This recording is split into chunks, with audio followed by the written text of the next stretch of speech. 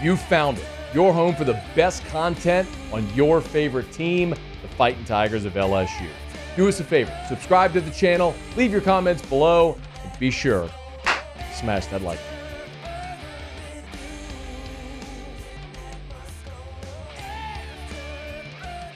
All right, Tigers doing work in the portal. 7, as we sit right here right now, 7 portal either commitments or signees.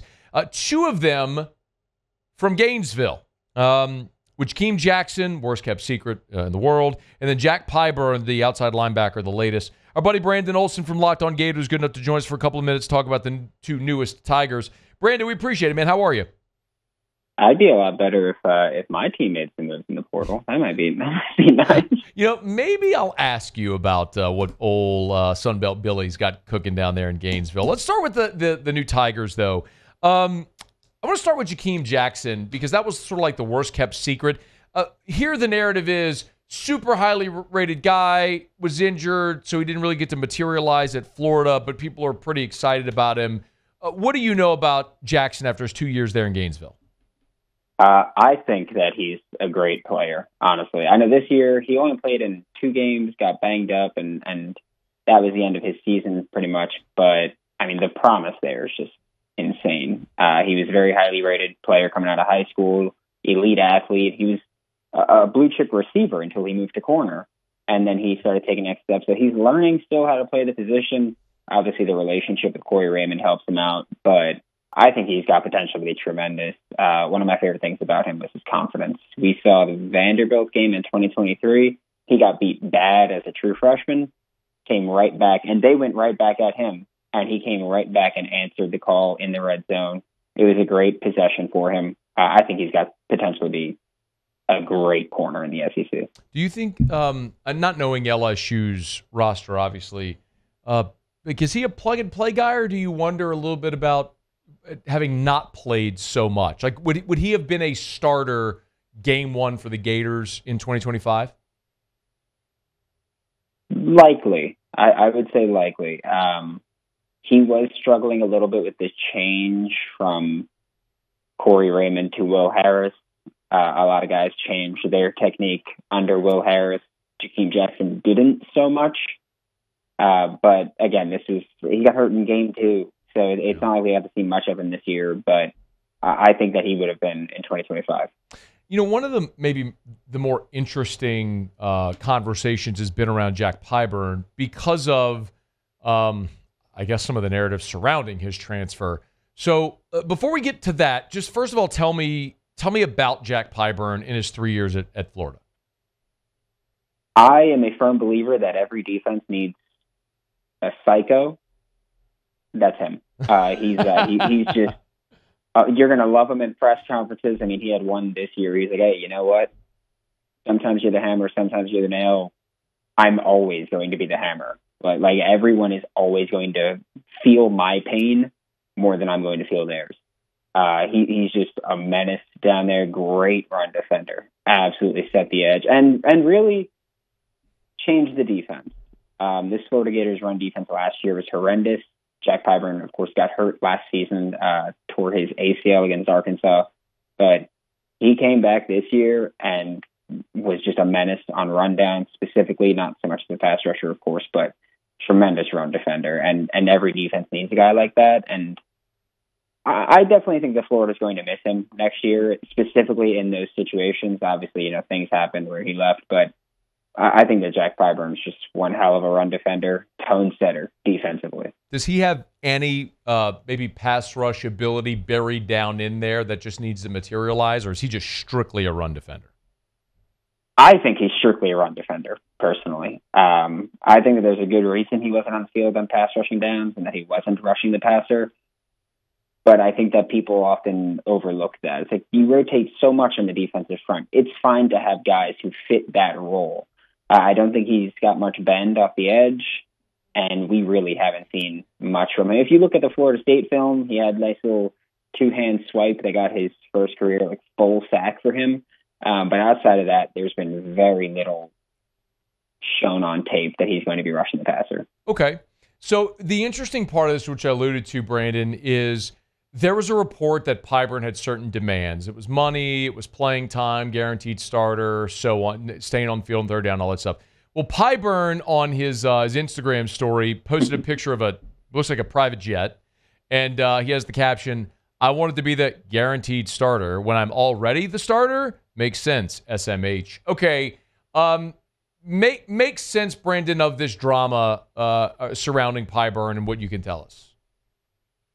Never a dull moment. I can tell you that much. But yeah, I understand him not appreciating being bashed, because once those quote unquote demands came out, whole fan base just turned on him there, because of course they seem like insane demands.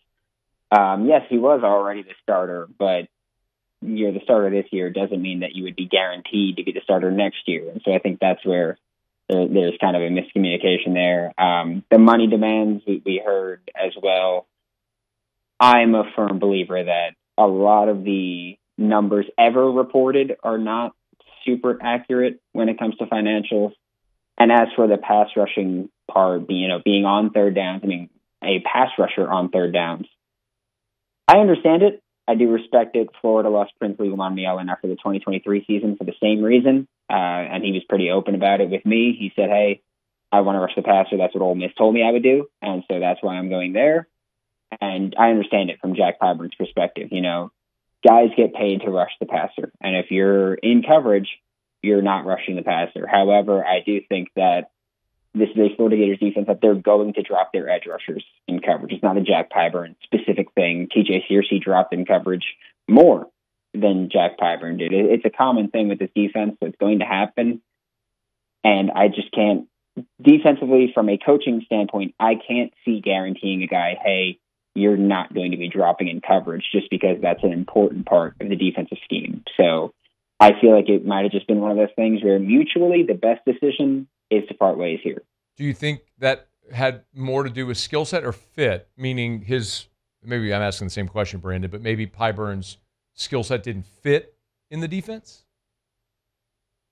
Maybe. I think that he was very serviceable amongst the edge rushers in coverage. I don't think many of them were very good at it, and I've been very open about that. But I think Pyburn was pretty good at it. But guys want to rush the passer. It's as simple as that. They want to rush the passer. He wasn't very good at that part of it. So I guess it was just a little bit of a disconnect there. But yeah, I just think that it just wasn't going to work out. If that's what he wants and Florida doesn't want to change their whole defensive system, I don't see how there would have been a different resolution. Brandon Olsen's with us, Locked On Gators. Tigers getting 2 players from the Gators in this portal cycle. What about how Billy Napier and the Gators are doing so far? I think everyone sort of just focuses tunnel vision on what their school's doing right now.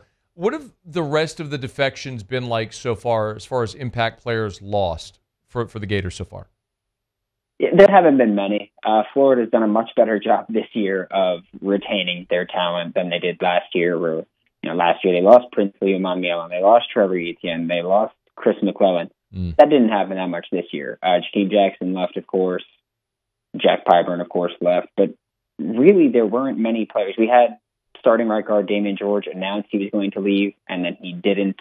And so far, there's rumors, we'll say, about some depth guys considering the portal, but Florida's done a pretty good job of retaining their starters. What about the flip side of it? How active have Billy Napier and his staff been in hunting in the portal?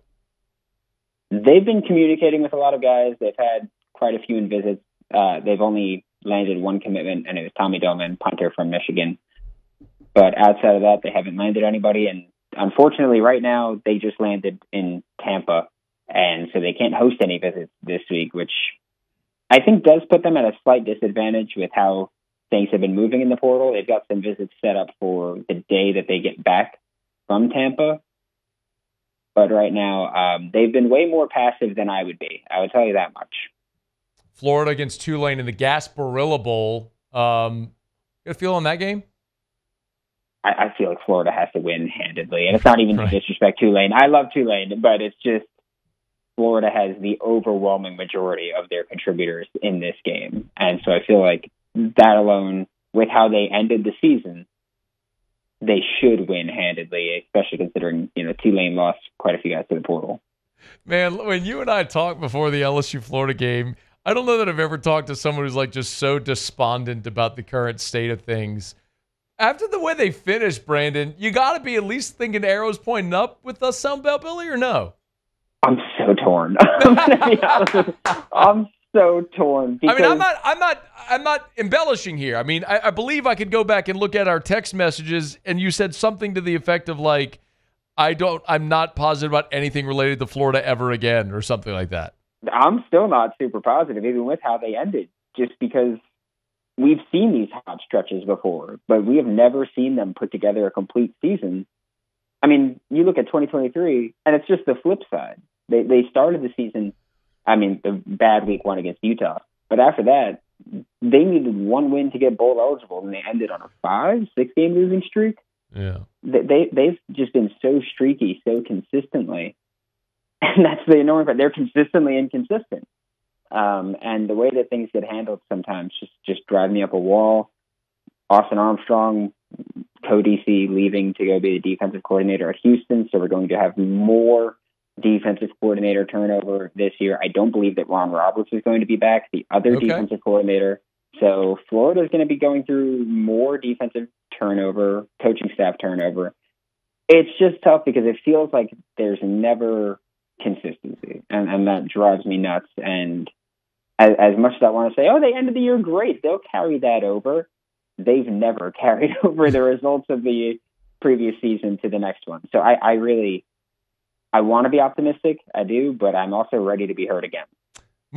Whenever we were scheduling our Locked on LSU, Locked on Gators crossover episode, it's like 7 Central. You said, yeah, it's perfect. I said, great, looking forward to it. Brandon's reply, I am not looking forward to anything involving the Florida Gators for the remainder of the season.